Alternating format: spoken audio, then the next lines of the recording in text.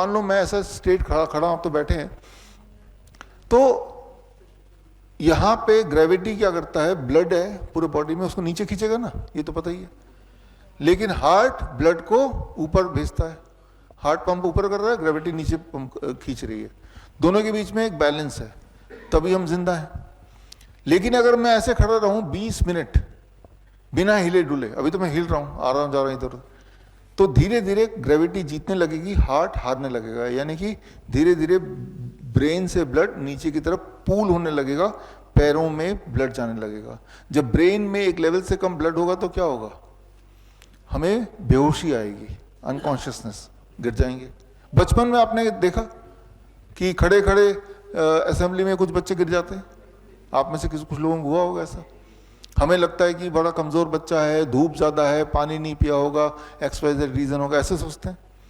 याद रखिए, आप एक्सपेरिमेंट करके देखिए कि 20 मिनट मैं कुछ नहीं, बस ऐसे खड़ा रहूंगा, तो जब खड़े रहते हैं, जैसे मैं मूव कर रहा हूं, तो जब मूव करते हैं तो ये हार्ट है, दिस इज सेकेंडरी हार्ट, ये भी ब्लड को ऊपर पुश कर रहा है, तब बैलेंस बना रहेगा। लेकिन मूव नहीं करेंगे तो ही दिक्कत आएगी। आप गौर कीजिए, याद कीजिए, जो जो बच्चे गिरे होंगे बचपन में, अगर आपको याद है वो चेहरे, तो कौन बच्चे गिरते हैं जो टीचर की सारी बातें मानते हैं। जो शरारती बच्चे हैं वो मानते ही नहीं, वो हिलते डुलते रहते हैं, वो गिरेंगे ही नहीं। आप गौर कीजिए, इंडियन आर्मी में, एयरफोर्स में, पुलिस में भी जब सावधान खड़े होते हैं तो वो तब भी गिरते हैं वो, तो उनको बोला जाता है कि पैरों में, जूते में के अंदर पैरों की उंगलियों को हिलाते रहो, ताकि ब्लड सर्कुलेशन बना रहे। तो यहाँ पे ये जो एक इंपॉर्टेंट बात मैं समझाना चाह रहा हूँ, ग्रेविटी का रोल। तो जब वो बेहोश हो गया, अब होश में कैसे लाना है, बेहोश होने से गिर गया ना वो, तो जैसे ही वो लेटा, अभी देखिए मेरे हार्ट को मेहनत करनी पड़ रही, ब्लड को यहाँ भेजना पड़ रहा है, जमीन से कितना ऊपर है ना। लेकिन अगर मैं बैठ जाता हूँ तो मेरे हार्ट को थोड़ा कम काम करना पड़ेगा, क्योंकि ग्रेविटी, मेरे हार्ट जमीन से बहुत ज़्यादा दूर नहीं है।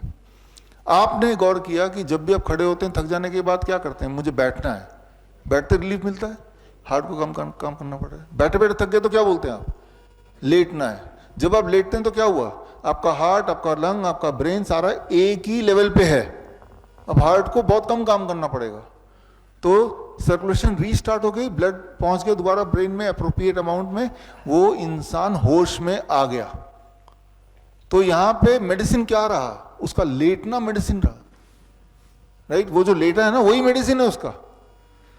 उस लेटने के दौरान 2-3 मिनट जब तक कि होश नहीं आया, कोई उसको मंत्र पढ़ेगा, कोई उसको पानी छिड़केगा, कोई हवा करेगा, फिर होश में तो आना ही है।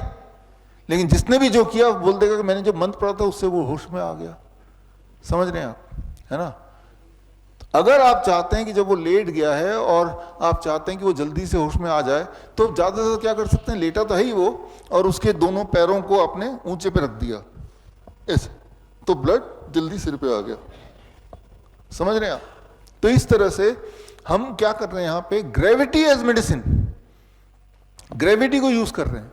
बड़ी से बड़ी बीमारी का आसान से आसान इलाज घर बैठे ही हो सकता है। अधिक जानकारी के लिए कांटेक्ट करें nearest doctor BRC clinic @home।